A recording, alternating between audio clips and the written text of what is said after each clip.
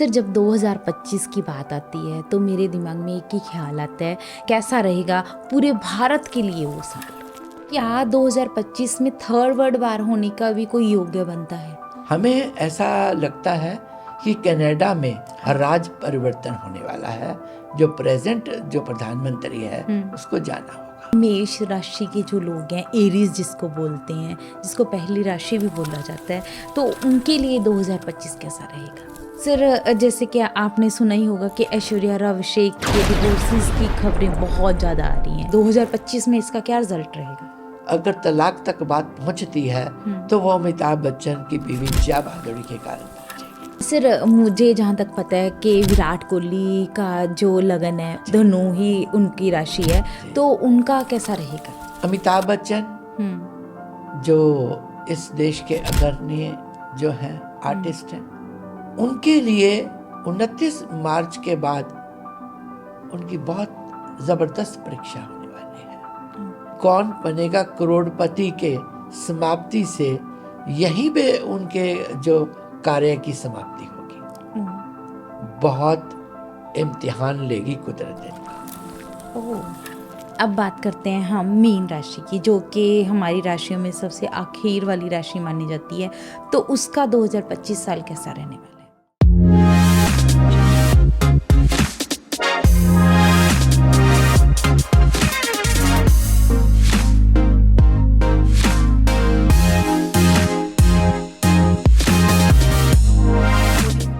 नमस्कार दोस्तों, मैं हूं आपकी होस्ट, आपकी दोस्त शालू गुप्ता। लेके आई हूँ पॉडकास्ट विद शालू का एक नया एपिसोड, जहाँ पे हम आपको मिलाते हैं एस्ट्रोलॉजर से, गुरुओं से, मेंटोर से, आईएएस, आईपीएस, डॉक्टर्स, इंजीनियर और बहुत सारे प्रोफेशनल से, जो कि आपको देते हैं बहुत सारी जानकारी और बनाते हैं आपको आपके जीवन का मास्टर।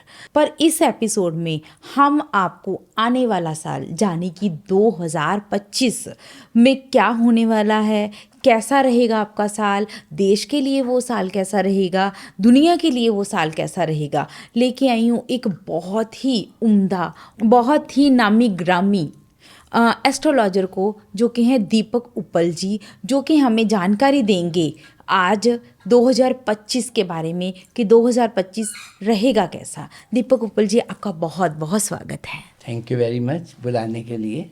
सिर्फ फर्स्ट टाइम मैं आपसे ये बात करना चाह रही हूँ कि जो आने वाला साल है 2025, तो कैसा रहेगा एस्ट्रोलॉजी के हिसाब से? सबसे पहली बात ये है कि जब भी नया साल आता है, हाँ जी, बहुत आशाओं और उमंगों के साथ आता है। बहुत से लोगों की बहुत आरजुएं होती हैं कि जो हम इस साल में नहीं कर पाए, क्या हम अगले साल में कर पाएंगे, शायद हम उसको कर पाएं। उनके मन में जिज्ञासा होती है कि हमें आगे कैसे बढ़ना है। तो 2025 जो साल है, इसमें इसको हम न्यूमरोलॉजी और एस्ट्रोलॉजी दोनों के साथ जोड़ के फिर इस पे बात करेंगे। सबसे पहले स्टार्टिंग होती है 2002 नंबर से। हाँ, ये जो 2 नंबर है, ये चंद्रमा का नंबर है। चंद्रमा मन का कारक है, इसका मतलब। और उसके बाद फिर 2025, उसके बाद 0 के बाद फिर 2 आता है, वो फिर चंद्रमा का कारक है। और उसके बाद आता है 5 नंबर। 5 नंबर बुद्धि का कारक है। तो मन जब कुछ सोचता है, उसके ऊपर विचार करता है, और विचार करने के बाद वो कार्य करता है, और उसके बाद एंड में उसकी प्राप्ति होती है। हाँ जी। तो ये जो साल है, ये विचारकों का साल है। इस साल के अंदर जो लोग ज्ञानी हैं, बुद्धिमान हैं, उनका समाज में बहुत अच्छा वो लोग मार्गदर्शन देंगे। क्योंकि टोटल अगर हम इसको करें, 2 + 2 + 5, टोटल इज 9। 9 जो नंबर है, ये मंगल और मार्स का नंबर है न्यूमरोलॉजी के हिसाब से।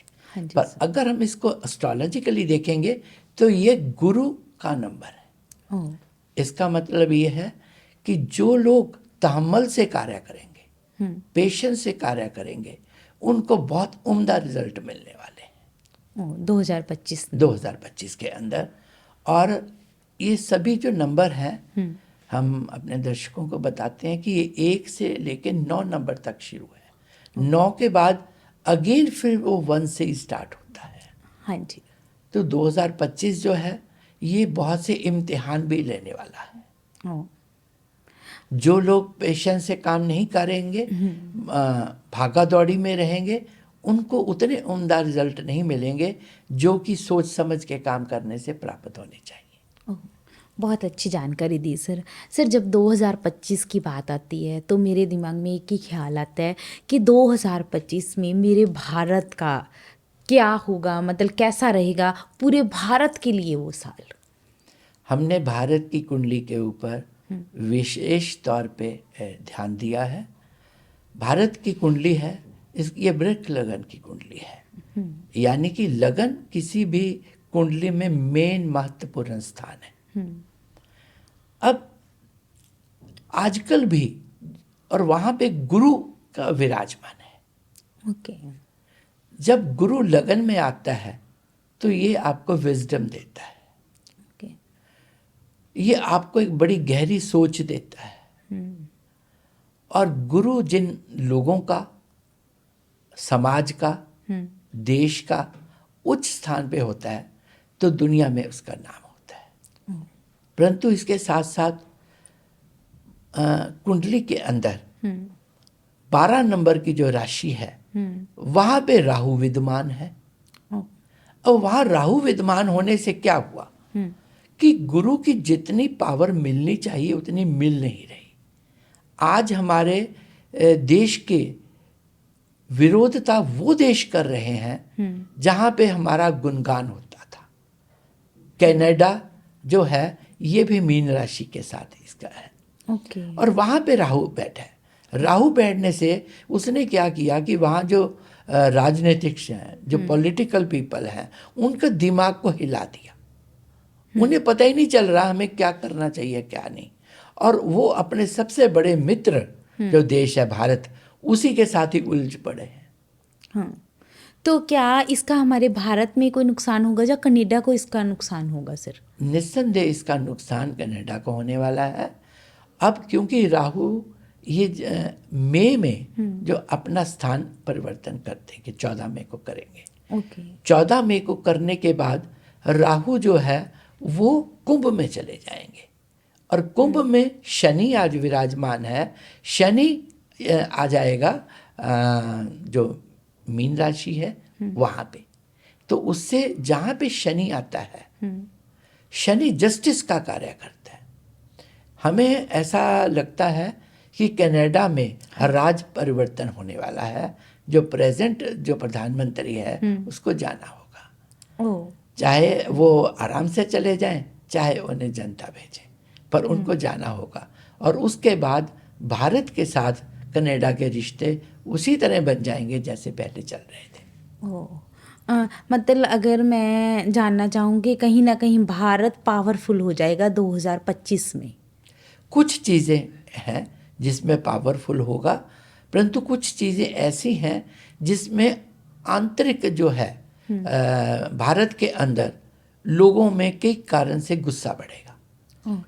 कारण क्या है कि बहुत सी चीज़ें जो हम रोज़मर्रा इस्तेमाल करते हैं, जैसे हमारे पेट्रोलियम प्रोडक्ट्स हैं, उनके दाम बढ़ जाएंगे, गैस के दाम बढ़ जाएंगे, ऑटोज़ हैं, हम गाड़ियाँ खरीदना चाहते हैं, उनके दाम बढ़ जाएंगे। और आप देखिएगा कि बहुत जल्दी ऑटोज़ के दाम बढ़ जाएंगे। ओके। आज हम जो बात कर रहे हैं, आप 1 जनवरी ही ले लीजिए, पहले दिन से ही ऑटोज़ के दाम बढ़ जाएंगे। और कम से कम एक एक गाड़ी पे 30,000 से लेके और 5-5 लाख रुपए का दाम बढ़ जाएंगे। इतना ज़्यादा बढ़ जाएगा मतलब? बिल्कुल। और गोल्ड का क्या रहेगा सर 2025 में? गोल्ड का ऐसा है कि इसकी ये हालत होनी है कि दाम बढ़ेंगे और खरीदार होगा नहीं। ओके। पूरे विश्व में दाम इतने बढ़ जाएंगे? दाम बढ़ जाएंगे, खरीदार मिलेगा नहीं। इससे सबसे ज़्यादा जो बैड इफेक्ट पड़ेगा वो हमारे सुनार हैं, जो सोने का काम करते हैं, उनका जो काम है वो बहुत नीचे चला जाएगा 2025 में। 2025 में। ऐसा अवश्य होगा। हमारे ज्योतिष के हिसाब से। और राजनीति में कैसा रहेगा 2025 भारत की राजनीति के लिए? भारत की राजनीति में जो हमारे पॉलिटिकल लोग हैं वो विजडम से कार्य नहीं करेंगे, वो जनता की बात नहीं सुनेंगे, जिद पकड़ लेंगे, और जब जिद पकड़ लेंगे तो निस्संदेह बुरे फैसले होंगे जो कि जनता को पसंद नहीं आएंगे। तो उससे क्या होगा कि आपस में सरकारों में जनता और जो राजनीतिक हैं उनमें एक अंतर्गत युद्ध चल पड़ेगा। ओह, बहुत सा नुकसान भी होगा, खास करके ये किसानों की समस्या बढ़ने वाली है। ओके। ये बहुत समस्या बढ़ने वाली है। एक बार तो ऐसे हालात हो जाएंगे कि कई स्टेट्स के अंदर आप देखेंगे कि आग लगने की घटनाएं होंगी जो काफ़ी भारी होंगी। और एक ह्यूमन बीइंग के तौर पे स्त्रियों के लिए खास करके जो वृक्क लगन की स्त्रियां हैं या कुछ ऐसी स्त्रियां जिनका वृश्चिक है, ओके। उनकी प्रेगनेंसी, जो प्रेग्नेंट होने की जिनका है उम्मीद है, उनकी प्रेगनेंसी डिसॉल्व होने का हो जाएगा। ओह, ये एक बहुत बड़ी बात है। उसके लिए मैं ये दर्शकों को बोलना चाहूँगा कि आप डॉक्टर्स के साथ उनसे तो मिले ही डॉक्टर्स को, पर एक बहुत किसी अच्छे एस्ट्रोलॉजर को भी मिले जो आपको ये बताएगा कि ये इतनी बड़ी समस्या जो होने वाली है स्त्रियों के साथ, बहुत से उनके ऑपरेशंस होंगे। ओह, जैसे प्रेगनेंसी डिसॉल्व होती है तो उनमें जो उनका मंथली जो उनके प्रॉब्लम्स आती हैं वो प्रॉब्लम्स बढ़ेंगी, ब्लड लॉसेस होंगे। ये 100% है, इसमें 99% की कोई गुंजाइश नहीं। ओह, आपने बहुत अच्छी जानकारी दे रहे हो कि 2025 में कहीं ना कहीं समस्याएं तो आएंगी आएंगी, पर भारत के लिए क्या फ़ायदा होगा 2025 में? भारत में फ़ायदा ये होगा कि इतनी कठिनाइयों को सहते हुए भी हमारा देश इसको पार पा जाएगा, जबकि बहुत से देशों में तो वो तो इसका मुकाबला ही नहीं कर पाएंगे। ओह, वो मुकाबला नहीं कर पाएंगे। कई देशों में अप्रैल और जुलाई में खास करके युद्ध छिड़ने की या युद्ध का विस्तार होने की प्रबल संभावना है। ओह, बहुत बड़ी बात बोली आपने। जब हम बाहर के देशों की मतलब दुनिया की बात कर रहे हैं तो मैंने बहुत सारे लोगों से सुना है कि 2025 में कुछ ऐसा योग बनने जा रहा है जो महाभारत के टाइम में योग बना था। क्या ये सच है? ऐसा है कि आपने कोरोना काल देखा है। हाँ जी। कोरोना काल में जो भारत की कुंडली थी, विशेष करके भारत की कुंडली थी, वहाँ पे अष्टम में 6 ग्रह इकट्ठे हो गए थे। ओके। अष्टम स्थान जो है वो मृत्यु स्थान है। इस बार छठे घर के अंदर, पहले 8वें घर में हुए थे, इस बार जो रोग का और दुश्मनों का है वहां पे फिर से 6 ग्रह इकट्ठे होने जा रहे हैं ओह, 29 मार्च 2025 को। ओके। निस्संदेह जिस दिन ऐसा योग बनता है वो अपना विभत्स रूप लेने के लिए महीना 1.5 महीने का टाइम लेता है। ओके। तो हम ऐसा सोच रहे हैं कि 15 मई के बाद बहुत सी जगह उलझनें बढ़ेंगी, लड़ाई झगड़े बढ़ेंगे, युद्ध होंगे, और जो भी समाज को दुख सहना पड़ता है वैसा दुख सहना पड़ेगा। ओह, सर बहुत अच्छी जानकारी दे रहे हो आप। तो मैं यहाँ पे एक चीज़ जानना चाहती हूँ कि जैसे कि हमने बात की कि भारत का कैसे रहेगा, क्या 2025 में थर्ड वर्ल्ड वार होने का भी कोई योग्य बनता है?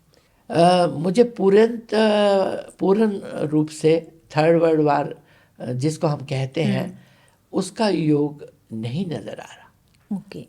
आप थर्ड वर्ल्ड वार की बात ना करें, आप फोर्थ वर्ल्ड वार की बात करें। Third world war has already begun, वो शुरू हो चुकी है, सिर्फ इसका विस्तार होना बाकी है, जो कि 2025 में इसका विस्तार होगा। सर अब मैं जानना चाहती हूँ कि मेष राशि के जो लोग हैं, एरीज जिसको बोलते हैं, जिसको पहली राशि भी बोला जाता है, तो उनके लिए 2025 कैसा रहेगा? एरीज जो राशि है ये मंगल प्रधान राशि है। अब क्योंकि ये साल ही मंगल का आ रहा है, तो इसमें कोई शक नहीं है कि मेष राशि के जो लोग हैं उनके जीवन के अंदर बहुत सी अच्छी चीज़ें होने वाली हैं। उनके खास करके 15 ये जो है मई तक उनका जीवन में काफ़ी कुछ अच्छा होने वाला है। फाइनेंस बढ़ने वाला है, एंजॉयमेंट बढ़ने वाला है। और मंगल प्रधान जो लोग हैं इनको कपड़ों का बड़ा शौक होता है, तो ये लोग कपड़ों पे बड़े पैसे खर्च करने वाले हैं 2025 में। सर एरीज मेरी भी राशि है, इसका मतलब मैं बहुत सारा पैसा खर्च करूंगी। ऐसा होना चाहिए। और कपड़े के ऊपर खर्च करेंगे, प्रॉपर्टीज़ पे लोग खर्च करेंगे, क्योंकि 1 जुलाई के बाद मंगल चंद्र केतु का योग बनने वाला है। 1 जुलाई से 1 जुलाई से बनने का मतलब ये है कि ऐसे जो लोग हैं उनकी पहली प्रायोरिटी ये होगी कि मैं मटेरियलिस्टिक वर्ल्ड में जाऊं, मुझे अच्छी अच्छी चीज़ें मिले, अच्छे अच्छे कपड़े मिले, मैं हवाई यात्राएं करूं मैं। मतलब बेसिकली अगर मैं जानना चाहूँ कि 2025 एरीज के लिए काफ़ी ज़्यादा अच्छा रहने वाला है, तो सर उनको सावधानी क्या करनी है 2025 में? अपने आप पे कंट्रोल, खुद पे कंट्रोल। खुद पे कंट्रोल, क्योंकि खुद पे अगर उनको कंट्रोल करना सीख लिया तो वो बहुत सी समस्याओं से बच जाएंगे। घर के अंदर शांति बनाए रखें और मेडिटेशन करें, भगवान का जप करें। और जब वो ऐसा करेंगे तो जो नेगेटिव ग्रह हैं वो ठीक, वो जिनकी रश्मियाँ 15 मई के बाद सिंह राशि पे विशेष करके पड़ेंगी, वहाँ से उनको रिलैक्सेशन महसूस होगी। मतलब अगर मैं बोलूँ मेष राशि काफ़ी ज़्यादा अच्छे ही रहने वाली है। हाँ, मेष राशि अच्छी रहेगी। जैसे वृक है, वृक भी अच्छी रहेगी। दूसरी मैं वही पूछने वाली थी कि वृक्ष या टॉरस है उसका कैसा रहेगा फ्यूचर? असल में मैं राशि के बजाय लगन कहूँ तो ज़्यादा बेहतर रहेगा। हाँ जी। जिन लोगों का लगन क्योंकि ये मिथुन लगन जो है उसमें गुरु एंटर कर जाएगा, और जब वो गुरु एंटर कर जाएगा तो फिर मिथुन लगन वालों की चढ़ाई होगी। सही है ना? तो पर सर हम क्योंकि यहाँ पे वृक्ष की बात कर रहे थे। नहीं, वृक वालों का 15 मई तक है, जितना करना कर लें। जितनी मेहनत करेंगे उतना ही फल पाएंगे। उसके बाद थोड़ा सा 1.5-2 महीना थोड़ा सा स्लो आएगा, और उसके बाद 1 जुलाई के बाद बहुत सी चीज़ें उनके जीवन में बेहतर भी होंगी। सिर्फ ज़रूरत है कि अपने पे सेल्फ कंट्रोल करना सीख जाए। बेसिकली एरीज और वृक्ष को सेल्फ कंट्रोल करना बहुत जरूरी है। गाड़ी को तेज नहीं चलाना, वृक्ष गाड़ी वालों तेज चलाएंगे एक्सीडेंट के भी प्रबल योग हैं। वृक्ष वालों के ये इस चीज़ का कंट्रोल करना पड़ेगा, ठीक है ना? गाड़ी को तेज नहीं चलाना। अगर तेज चलाएंगे एरीज वाले तो उनको भी दिक्कत आएगी। वो तो सबको ही आती है सर वैसे भी, क्योंकि क्या होता है कि चंद्रमा जब बीच में आता है ना, वो क्या है, चंद्रमा जल का कारक है। हाँ जी। और पानी जब हिलता है तो आप सोच सकती हैं क्या होता है, मन का कारक है। जब मन हिलेगा तो आदमी सोचने की, समझने की शक्ति थोड़ी कमजोर पड़ जाती है। मिथुन के बारे में बताइए सर, क्या रहेगा? मिथुन के लिए तो कई चीजें बेटर होने वाली है। कैसे? क्योंकि लगन में गुरु आ जाएगा।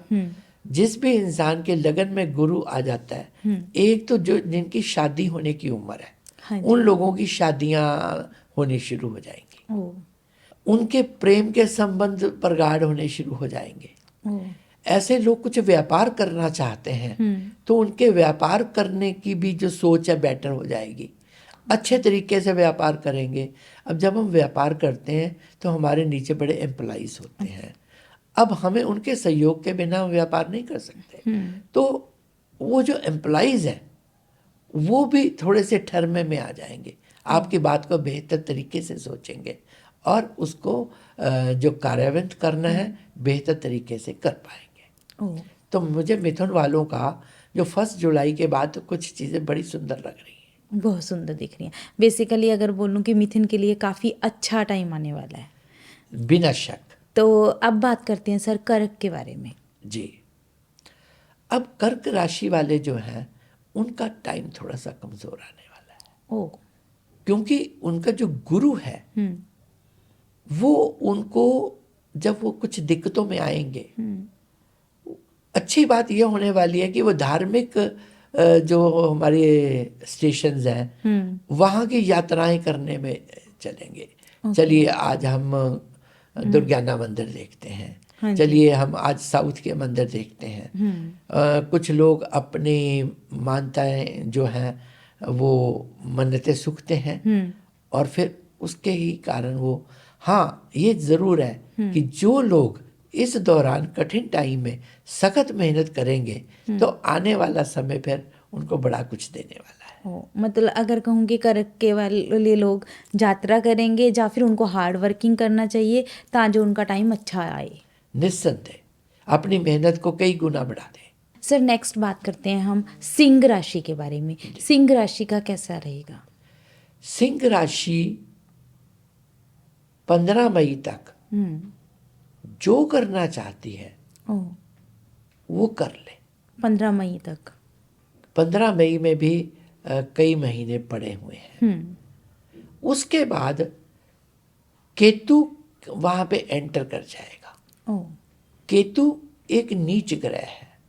ये आपको जो हमारी, जिसको हम धुनी बोलते हैं, उसके नीचे के पार्ट में दिक्कत देगा। किसी को पैरों की तकलीफ होगी, किसी के जो गोडे हैं वहाँ पे दिक्कत आएगी, किसी के बॉडी पेन्स होंगी। ओके।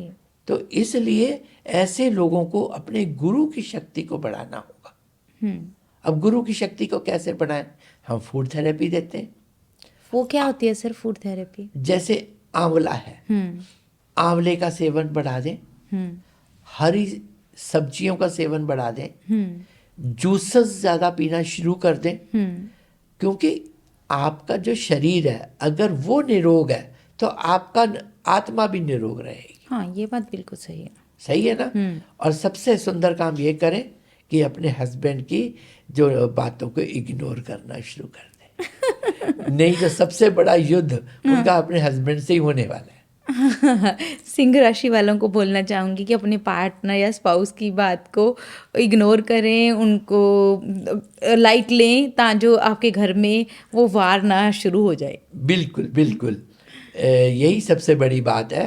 और अगर वो इग्नोर करना सीख जाएंगी तो फिर उनको बड़ी अच्छी चीज़ें, वो सुंदर सुंदर आपके हस्बैंड कपड़े लेके देंगे, बोलेंगे चलो भाई मार्केट चलते हैं, बता तुम्हें क्या लेना है, तो वो तुम्हें वो सब कुछ लेके देंगे। तो जिससे सिर्फ सारा प्यार बैलेंस बनाए रखना है, ठीक है ना? बेसिकली आर्गुमेंट्स नहीं करने। और बात है, जो हस्बैंड है ना, किसी के जीवन में जब हम कुंडली में गुरु की स्थिति देखते हैं वहां से ये हमें पता चलता है कि पति पत्नी के जो संबंध है वो कितने स्ट्रांग है। अगर किसी के लगन में गुरु है, किसी के सप्तम भाव में गुरु है, ऐसे लोगों की ना अपने पति पत्नी की आपस में अंडरस्टैंडिंग बड़ी शानदार रहती है, बहुत अच्छी रहती है, एक दूसरे की बड़ी रिस्पेक्ट करते हैं। आपने श्रेया घोषाल सुना है? हाँ जी। जो भारत की आज अग्रणी सिंगर हैं, उनके सप्तम भाव में गुरु है। तो आप देखिए उनके यही जो मंगल केतु की जो स्थिति अभी होने वाली है, वही मंगल केतु की स्थिति श्रेया घोषाल के 6 हाउस में है। और 6 हाउस में आके वो क्या करती है? एक तो अनलिमिटेड मनी देती है। जब भी कोई ग्रह चक्र बनते हैं वो हमेशा हानि नहीं करते। बहुत से ऐसे स्थान कुंडली में होते हैं जहाँ पे वो जाके उसको लाभ देते हैं। मैं एक ऐसे शख्स को जानता हूँ जिसके मंगल केतु की जो दृष्टि है वो 10th हाउस में है। 10th हाउस में होने के कारण जैसे ही 27वां साल चढ़ा वो विदेश चला गया। आज देश विदेश की यात्राएं करता है, खूब एंजॉय करता है, जबकि लोग एक आम घर में रहना बहुत बड़ी बात समझते हैं और वो 5 स्टार होटल्स में उसको रहना होता है और उसके लिए कोई नॉर्मल बात बन गई। और एक चीज़ और ऐड करूँगा, मुकेश अंबानी आज भारत के सबसे बड़े बिजनेसमैन माने जाते हैं। हाँ जी सर। मुकेश अंबानी के पिता धीरू भाई अंबानी थे। धीरू भाई अंबानी के 9th हाउस में मंगल केतु ग्रह का विराजमान थे। अब उसने ऐसा क्या किया, उसने सबसे पहले आदमी को माइनस पे लेके आता है, जीरो पे नहीं, माइनस में। ओह। जैसे मुकेश अंबानी, अनिल अंबानी है, इनके पिता इनको कपड़े भी नहीं प्रोवाइड कर सकते थे। ओह। इनके पास 4 पैंटें थी, हम्म। 2 पैंटें मुकेश के पास, 2 अनिल के पास, और ये वो बदल बदल के पैंटें डालते थे।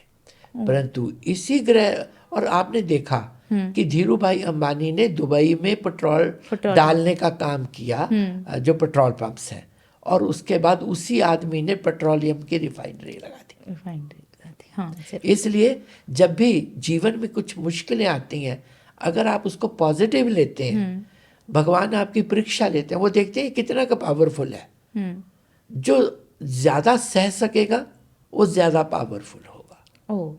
इसलिए कभी भी आपके जीवन में कुछ कष्ट आते हैं, आप उनको पेशेंस के साथ जीना सीखें, ओह, डरे नहीं, बहुत घबराए नहीं। अच्छी बात बोली सर। सर अब बात करते हैं हम कन्या की।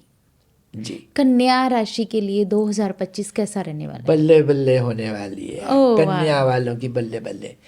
क्यों? 1 जनवरी रात को 12 बजे 2025 कन्या लगन की ही कुंडली बन रही है। ओह, मतलब नए साल पे 12 बजे शुरुआत ही कन्या लगन की कुंडली से हो रही है। Oh wow. अब जब कन्या लगन से शुरू होगा, कन्या लगन जो है ये बुध का कारक है, इसका मतलब बुद्धि का कारक है। अब वो योजनाएं बनाने में लग जाएगा बंदा, और वो पिछले अगर शुरू के 5 महीनों में ऐसी योजनाएं बनाएगा कि 1 जुलाई के बाद वो राजा की जिंदगी जिएगा। ओह, कन्या राशि के कन्या लगन राशि वाला। वाले, उनको समस्त सुख प्रदान होंगे, ओह, जीवन में कुछ शांति आ जाएगी। समझ। तो उनकी माँ के ग्रह भी उनको लाभ देंगे। ओह, तो इसलिए कन्या वालों की और मीन वालों की तो बल्ले बल्ले होने वाली है। सर अब मैं जानना चाहूंगी कि तुला राशि वालों के लिए 2025 कैसा रहने वाला है? बहुत इम्तिहान लेगी कुदरत इनका, ओह। बहुत इम्तिहान लेगी। सबसे बड़ी बात यह है कि तुला वालों के लिए हमारा यही संदेश है कि भाई अपनी सेहत का ध्यान रखो, ओह। क्योंकि गुरु तो तुम्हारा पहले ही अष्टम में विराजमान है।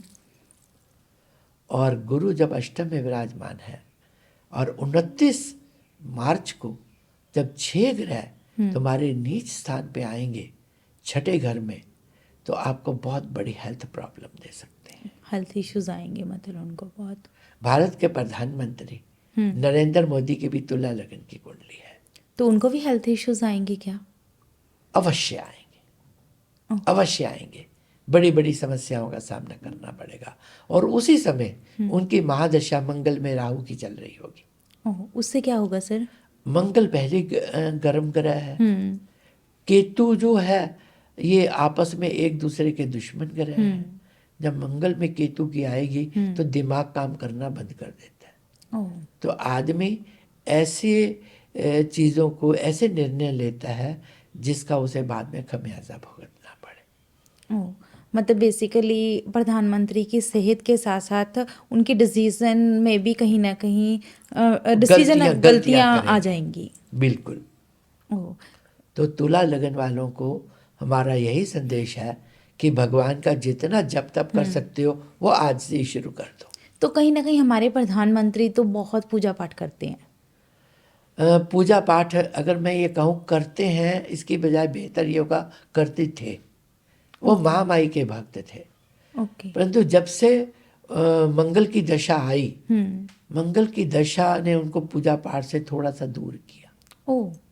उन्होंने ऐसे डिसीजंस लिए जो कि एक प्रधानमंत्री को नहीं लेने चाहिए थे। ओह। और उसका खमियाजा हमारे भारत की जनता को भुगतना पड़ा। उस वक्त जो उनका शनि है वो ऐसे स्थान पे होगा जो इनके बहुत से एग्ज़ाम लेने वाला है। बहुत तो सारे। मैं तो उनको बोलूँगा कि भाई अपनी हवाई यात्राएं भी थोड़ी कम करना, कहीं ना कहीं दिक्कत आ सकती है। हवाई यात्राओं से भी। बिल्कुल। सर मैं अब जानना चाहती हूँ स्कॉर्पियन या फिर वृश्चिक राशि के लिए 2025 कैसा रहने वाला है? वृश्चिक वाले, इनका शनि आजकल कुंभ में चल रहा है और राहु, जैसा मैंने पहले कहा था, वो मीन में चल रहा है। हाँ जी।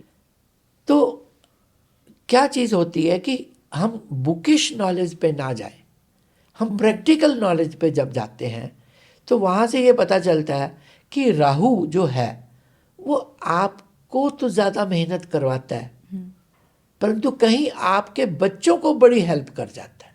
ओह। जिन लोगों की वृश्चिक लगन है, उनके बहुत से बच्चों ने इस साल में अपने घर बना लिए, ओह, जबकि कोशिश वो कर रहे थे घर बनाने की। घर बनाने की, और घर भी विदेशों में बना रहे हैं वो। ओह, तो इस साल कैसा रहेगा? क्या घर बनेंगे वृश्चिक राशि? 15 मई तक फिर, जैसे मैंने पहला कहा है, जब राहु केतु अपनी दशा बदलेंगे, अपना घर बदलेंगे, और उसी के साथ ही शनि अपना घर बदलेगा, वो आपके संतान के थ्रू आपको देगा। ओह, बेसिकली बच्चे कुछ ऐसा कर जाएंगे। बच्चे ऐसे कार्य करेंगे जिससे घर की तरक्की होगी, परंतु आपको अपने काम में 15 मई के बाद अत्यधिक मेहनत करनी पड़ेगी। ओह, कम मेहनत से गुजारा नहीं होने वाला। बेसिकली बोलें कि इनको बहुत हार्ड वर्क करना पड़ेगा। और घर के अंदर इनको भी कहूँगा, भाई शांति बना के रखो, कोई लड़ाई झगड़ा क्योंकि नहीं। अंगारक दोष केंद्रीय भाव में उत्पन्न होता है सिंह वालों के और वृश्चिक वालों के। अंगारक दोष जिसको मंगल राहु मिल जाए या मंगल केतु इकट्ठे हो जाए किसी घर में, तो हम उसे अंगारक दोष बोलते हैं।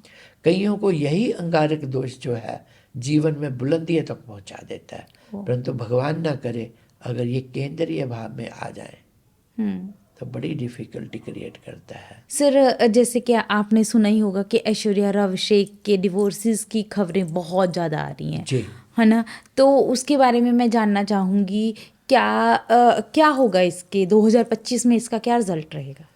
अगर हम अभिषेक की कुंडली देखें, उसके साथ साथ उसके माता पिता की कुंडली भी देखनी चाहिए। और पिता है अमिताभ बच्चन। हाँ जी। अमिताभ बच्चन का 11 अक्टूबर के बाद से, विशेष करके जो उनका बर्थडे था अभी, वहाँ से समय नीच होना शुरू हो गया है। ओह। और 29 मार्च को जब शनि साढ़सती के अंतिम चरण में एंटर होगा, वहाँ से इनको ऐसी ऐसी समस्याओं का सामना करना पड़ेगा। हमें तो ऐसा भी लगता है कि कौन बनेगा करोड़पति भी बंद होने के कगार तक पहुँच सकता है। ओह, मतलब 29 मार्च 2025 तक। हाँ, इनकी जो पत्नी है उनके स्वास्थ्य को भी बहुत हानि पहुँचने वाली है। ऐश्वर्या और अभिषेक की कुंडली में अगर तलाक तक बात पहुंचती है तो वो अमिताभ बच्चन की बीवी जया बहादुरी के कारण पहुंचेगी। हालांकि अभिषेक अपनी तरफ से पूरी कोशिश करेगा कि मेरा ये डाइवोर्स ना हो। पर क्या असर होगा 2025 में इनका डिवोर्स? अपने कर्म के ऊपर बहुत सी चीज़ें हैं। भगवान ने हमें बुद्धि दी है। भगवान कृष्ण कहते हैं कि तू जैसे कर्म करेगा तुझे वैसे ही फलों की प्राप्ति होगी।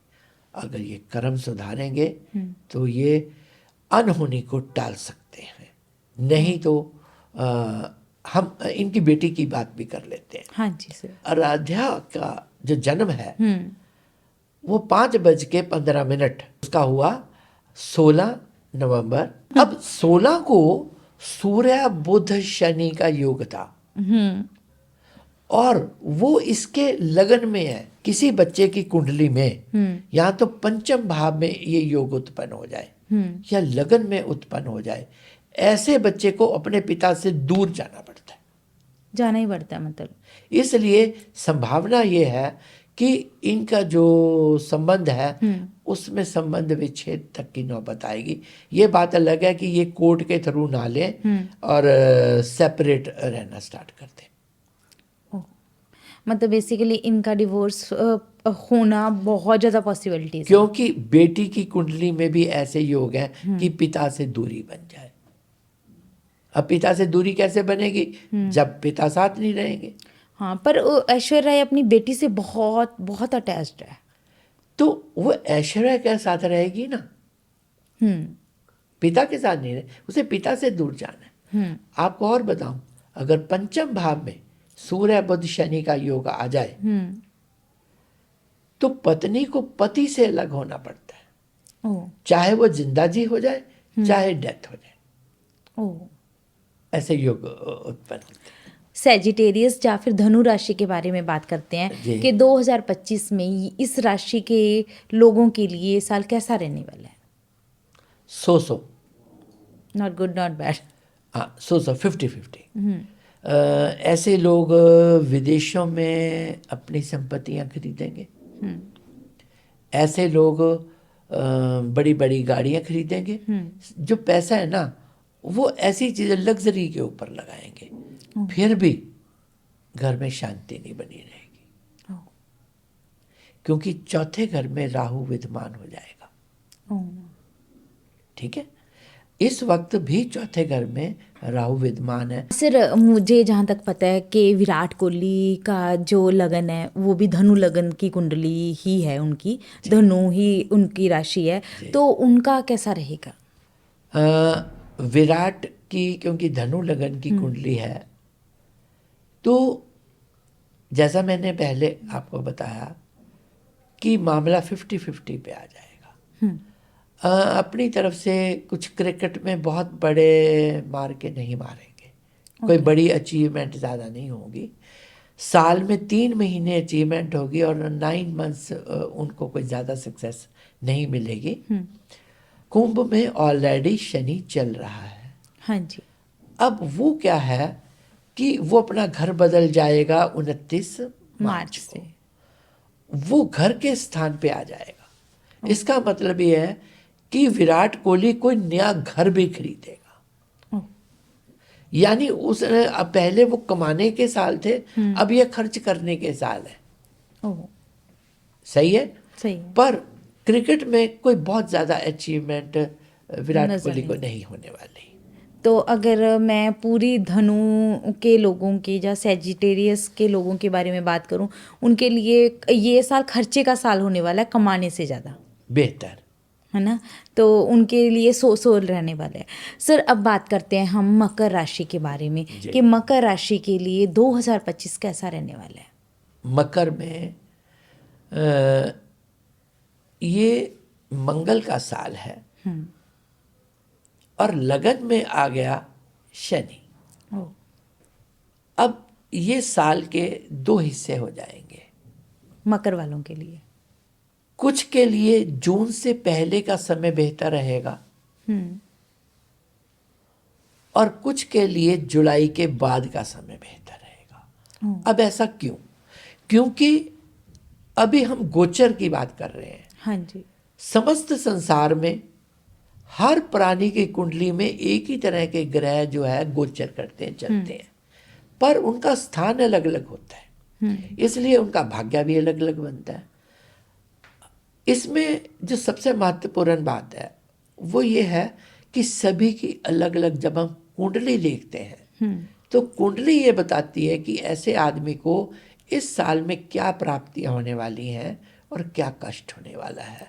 तो यहाँ पे हम अपने दर्शकों को बताएंगे कि आप बहुत अच्छे तरीके से अगर जानना चाहते हैं तो अपनी जो हॉरोस्कोप है उसको लेके किसी जो है बहुत ही अच्छे एस्ट्रोलॉजर के पास जाएं जिनको अच्छा ज्ञान हो, ताकि वो आपका सही तरीके से मार्गदर्शन कर पाए। इसलिए जो भी हम बात कर रहे हैं वो इन जनरल कर रहे हैं। तो अच्छे तरीके से जानने के लिए तो यही हमारा आग्रह है कि आप एस्ट्रोलॉजर के पास जाएं, उनसे के पास जाएं, गुरु की तरह उन्हें माने, एक एस्ट्रोलॉजर की तरह मत माने। अगर गुरु की तरह मानेंगे तो ज़्यादा आशीर्वाद मिलेगा। सर मैं अब जानना चाहूँगी कुंभ राशि के बारे में कि कुंभ राशि के लिए कैसा रहेगा 2025 साल? कुंभ राशि वाले के बारे में मैं आपको बताना चाहूँगा कि ये सबसे बड़े इम्तिहान का समय है उनके लिए। ओ 29 मार्च को धन भाव में जो है शनि एंटर करेगा, यानी कि सारस्वती के अंतिम चरण में शनि जाएगा। ओ वहाँ पे शनि के जाने का मतलब ये है कि वो आपसे न्याय करेगा। आपने पिछले समय में जो अच्छा काम किया है उसका आपको अच्छा रिवार्ड दे देगा, पर जो गलतियां की हैं उसकी सजा भी बड़ी अच्छी देगा। ओ अमिताभ बच्चन हम्म जो इस देश के अग्रणी जो हैं आर्टिस्ट हैं, उनका कुंभ लगन है। ओ तो उनके लिए कैसा रहेगा साल? उनके लिए 29 मार्च के बाद उनकी बहुत ज़बरदस्त परीक्षा होने वाली है। ऐसा समय आएगा जो शायद उन्होंने अपने जीवन काल में पिछले 30 साल में देखा ना होगा। ओ राहु उनके लगन में आ जाएगा उस समय, और जो शनि है वो उनके आखिरी चरण में जाएगा। अब ये एक ऐसा समय होगा जिसमें उनके पूरे परिवार को इसका भुगतान करना होगा। पिछले सालों में अमिताभ बच्चन जो हैं उन्होंने पिछले 21-22 साल से कमाया ही कमाया है। हाँ जी। हमारे जो शास्त्र कहते हैं कि आप जो कमाएं उसका 10वां हिस्सा, जिसे हम दसवंध बोलते हैं, वो सेवा के कार्यों पे लगाएं। और अगर हम उसको सेवा के कार्यों पे नहीं लगाते, वही पैसा या तो वकील ले जाते हैं, जो बीमारियाँ, या बीमारी ले जाती है, या पुलिस पुलिस ले और जाती कानून है। नहीं। अब ये वही समय आ रहा है। अमिताभ बच्चन को जो भी सेवा समाज की करनी थी वो उस लेवल पे उन्होंने 10% भी नहीं की। अब वो पैसा उनके पास इकट्ठा हो गया, अब वो पैसा जाने का रास्ता ढूंढेगा। ओ तो आने वाले समय में अमिताभ बच्चन को इस बात का एहसास होगा कि एक आम आदमी अपनी ज़िंदगी कैसे गुजारता है। ओ क्योंकि अभी तो उन्होंने हिंदुस्तान में सबसे ज़्यादा पैसा कमाने वाले वो कलाकार बने इंडिविजुअल तौर पे, क्योंकि वो फिल्में नहीं बनाते। जैसे सलमान खान, आमिर खान, शाहरुख खान, ये लोग फिल्में बनाते हैं तो बहुत पैसा कमाते हैं। पर अमिताभ बच्चन सिर्फ अपने बुते पे ही उतना पैसा कमा लेते हैं जितना शाहरुख खान फिल्म से कमाता है। ओ पर जो अब समय आने वाला है, कौन बनेगा करोड़पति से अमिताभ बच्चन को एक दूसरा जीवन मिला था। हाँ जी। और मुझे ऐसा लगता है कि कौन बनेगा करोड़पति के समाप्ति से यहीं पे उनके जो कार्य की समाप्ति होगी। ये एक छोटी बात नहीं, ये बहुत बड़ी बात है। तो अमिताभ बच्चन अगर अपनी व्यथा को कुछ कम करना चाहें तो उनको देवी देवता के साथ जुड़ जाना पड़ेगा। जितना पैसा कमाया है उसको समाज के कार्यों पे लगाना शुरू कर देना होगा, ओ ताकि उनका जो बचा हुआ जो जीवन है वो एक अच्छा जीवन बन पाए। बहुत अच्छा तो इसी तरह जो दूसरे लोग हैं उनके साथ भी ऐसा ही कुछ होने वाला है। हाँ, बेसिकली उनको जो कमाया हुआ धन है उसको सेवा में भी लगाना जरूरी है कुंभ राशि के लिए। सेवा में तो सभी को लगाना चाहिए। हाँ, पर इस वक्त जो समय चल रहा है वो कुंभ राशि, और जो ये और कठिनाई भरा समय होगा 29 मार्च के बाद, वो तो बिल्कुल ऐसा समय होगा एक बार उनको एक तरफ से एकदम इकट्ठे पैसे आ जाएंगे। जाने से पहले वो कहते जब लाट बुझती है उससे पहले एकदम वो तीव्र हो जाती है। तो एक बार वो लाट तीव्र होगी और तीव्र होने के बाद ही फिर धीरे धीरे वो अपने अंतिम चरण पे जाएगी। सर अब बात करते हैं हम मीन राशि की, जो कि हमारी राशियों में सबसे आखिर वाली राशि मानी जाती है। तो उसका 2025 साल कैसा रहने वाला है? जैसा हमने कन्या वालों के लिए कहा था, ऐसे ही मीन वालों के लिए भी बल्ले बल्ले होने का टाइम आ गया।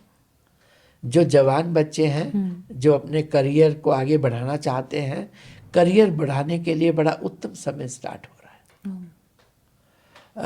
जैसी नौकरी चाहेंगे वैसी नौकरी मिलेगी, जैसा समाज में नाम चाहेंगे वैसा समाज में नाम फैलेगा, और उनके आने वाले जीवन की आधारशिला रखी जाएगी। मीन का मतलब मछली, हाँ जी, और मछली बड़ी सेंसिटिव होती है, ठीक है।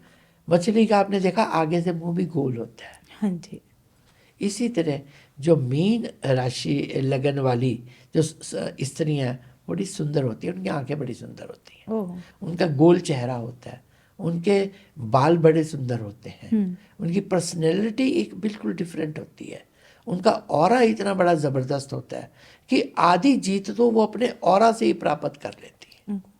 इससे पहले इन राशि मीन वालों के लिए बड़ा कठिन समय चल रहा था। अब समय उनके लिए बदलने वाला है, और 29 मार्च के बाद वो जिस चीज़ पे हाथ रखेंगे उनको वही प्राप्ति होगी, और 2025 में वो जितनी मेहनत कर लेंगे, 2026 में तो वो लग्जरी गाड़ियां खरीदेंगे। मतलब बेसिकली अगर मैं बोलूँ उनकी मीन राशि के लिए फाउंडेशन स्ट्रांग हो जाएगी बेस्ट 2025 के पीरियड अंदर। है। तो फाउंडेशन तो बिल्डिंग बननी है, तो फाउंडेशन तो स्ट्रांग करनी करनी पड़ेगी, पड़ेगी। ठीक है। बहुत अच्छा सर, मुझे बहुत कुछ जानने का मौका मिला। 12 राशियों के बारे में जाना हमने अपने देश के बारे में जाना कि देश का 2025 साल कैसा रहेगा, और दुनिया के बारे में भी आपसे जाना, और आपने अपना कीमती टाइम हमें दिया। बहुत बहुत धन्यवाद sir. Thank you very much. आपने हमें बुलाया, हमें बात करने का अवसर दिया। हम अपने ही भाई बहनों का कुछ मार्गदर्शन कर पाए। आगे से भी जब भी आप हमें समझेंगे हम इस काबिल हैं, हमें बड़ी खुशी होगी अपने बच्चों का, अपने भाई बहनों का, सभी का मार्गदर्शन करके। फिर से हम आपका शुक्रिया अदा करते हैं। बहुत बहुत शुक्रिया सर। जैसे कि आप सब जानते हो, आज हमने 2025 साल कैसा रहने वाला है, एक बहुत ही फेमस एस्ट्रोलॉजर दीपक जी से जाना कि 2025 में बहुत सारी अच्छाई और बुराई दोनों ही छुपी हुई हैं। कुछ लोगों के लिए बहुत अच्छा रहने वाला है, और कुछ लोगों के लिए ये साल कुछ एग्जामिनेशन टाइप्स होने वाला है। तो हमें बहुत सारी जानकारी सर ने दी। और अगर आप चाहते हो कि आप अपने जीवन के मास्टर बनो, आप अपने जीवन की गहराई तक जाओ, आप अपने हर सब्जेक्ट को जानना चाहते हो, तो पॉडकास्ट विद शालू देखना बिल्कुल मत भूलिए। क्योंकि पॉडकास्ट विद शालू में आपको डिफरेंट लोगों की लाइफ के बारे में, डिफरेंट सब्जेक्टों के बारे में बताकर आपको बनाया जाता है आपकी अपने जीवन का मास्टर। इसलिए पॉडकास्ट विद शालू के साथ जुड़े रहिए, बने रहिए। अगर आज तक आपने पॉडकास्ट विद शालू को लाइक या शेयर और सब्सक्राइब नहीं किया, तो प्लीज़ आप अपनी लाइफ को उम्दा बनाने के लिए इस पॉडकास्ट विद शालू को लाइक, शेयर और सब्सक्राइब करना बिल्कुल मत भूलिए, और हमारे साथ जुड़े रहिए।